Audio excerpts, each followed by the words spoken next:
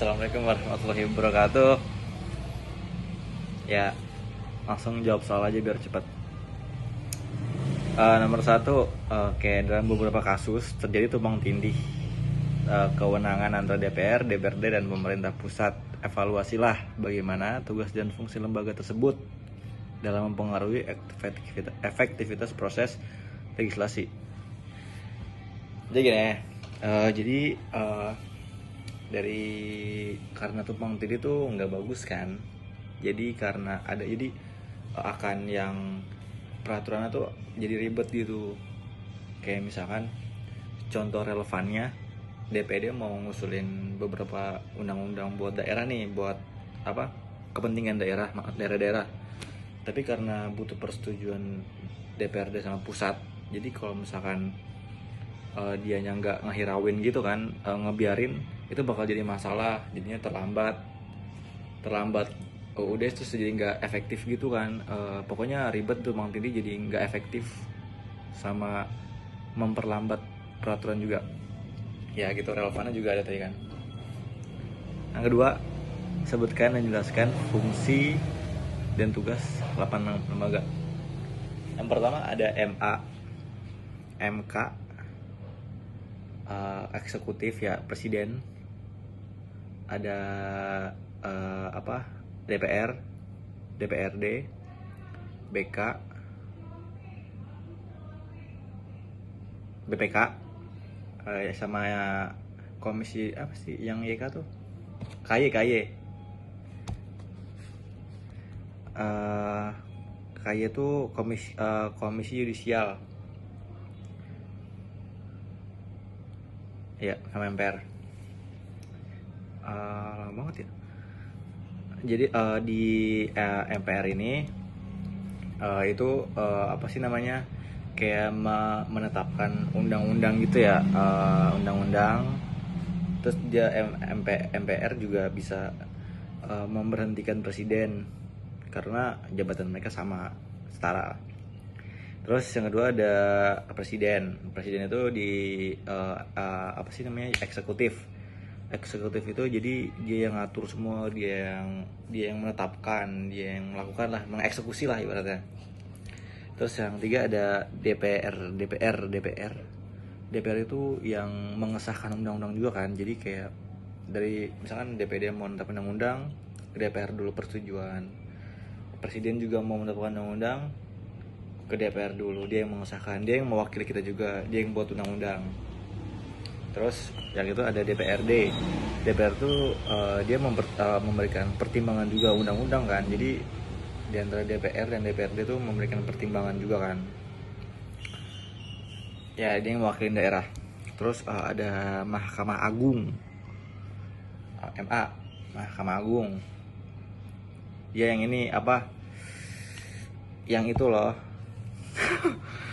Yang apa, sidang-sidang ya. Ya, dia yang sidang-sidang gitu kan. Dia kekuasaan tertinggi nih. Ya, mengadili. Terus ada konstitusi. Kalau kan tadi kalau MA itu kan mengituan orang ya, kayak masalah gitu kan. Cuman kalau Mahkamah Konstitusi itu kayak perundang-undangan. Jadi kayak dia tuh yang mengadili undang-undang lah gitu. Yang kalau tidak salah peraturannya yang dihakimi gitu. Terus ada komisi yudisial, KY itu kayak itu yang mengawasi di antara MPR sama bener bukan, yang mengawasi Mahkamah Agung sama Mahkamah Konstitusi. Jadi dia juga bisa kayak menseleksi hakim kan, untuk sebelum ditetapi sama presiden, dia yang milih-milih hakim. Nah terus dia juga menjadi pengawas hakim tuh. Jadi kalau misalkan hakim ada yang melanggar, dapat kecurangan, dia juga bisa memberhentikan tanpa penghormatan gitu, mengawasi lah ibaratnya. Akhirnya ada BPK, Badan Keuangan.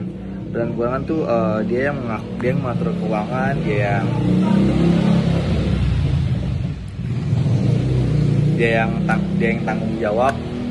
Terus ya pokoknya tanggung jawab lah tentang keuangan. Nah, kira saya menjawab nomor 3, peran lembaga eksekutif di bidang sosial, budaya, dan pertahanan keamanan. Presiden ya, eksekutif itu presiden. sosial. Sosial tuh kayak presiden tuh menetapkan PKH, program keluarga harapan ya, supaya lebih baik lah, masyarakat lebih baik. Terus ada budaya itu dia itu mempromosikan, dia mengatur memberikan peraturan untuk melestarikan juga, dia mempromosikan, misalkan di luar negeri nih dia mempromosikan budayanya gitu gitulah. Terus ada pertahanan keamanan. Salah satunya ya di tentara ya. Jadi peran presiden tuh kayak dia tuh menyediakan gitu, memfasilitasi tentara supaya lebih full kayak di alatnya, kendaraan dan semuanya. Terus yang keempat, soal keempat, eksaminatif. Tugas eksaminatif itu BPK. BPK itu Badan Pemeriksa Keuangan. Ya jadi tugasnya tuh kayak pengelolaan, terus tanggung jawab keuangan, pengeluaran yang dilakuin sama pemerintah pusat. Terus contohnya tuh kayak ya pengawasan di BUMN, Badan Layanan Umum, Badan Usaha Milik Daerah, supaya tuh tujuannya tuh kayak untuk memastikan pengelola keuangan tuh kayak lebih baik lah, efektif tanpa adanya buang-buang anggaran, meskipun masih ada. Yang kelima, fungsi komisi yudisial dan contoh. Oh iya, yang tadi dijelasin duluan malah. Komisi yudisial itu ya tadi dia mengawasi hakim, 2 hakim ya, Mahkamah Agung sama Mahkamah Mahkamah Konstitusi. Kalau misalkan hakimnya ada yang curang, dia juga bisa memberhentikan, tidak hormat gitu, bisa memberhentikan, kasih saksi lah. Terus bisa juga dia seleksi hakim sebelum setuju di DPR. Contoh kinerjanya yaitu yang tadi, proses seleksi dan menjatuhkan saksi etik gitu. Terima kasih, lama banget ya.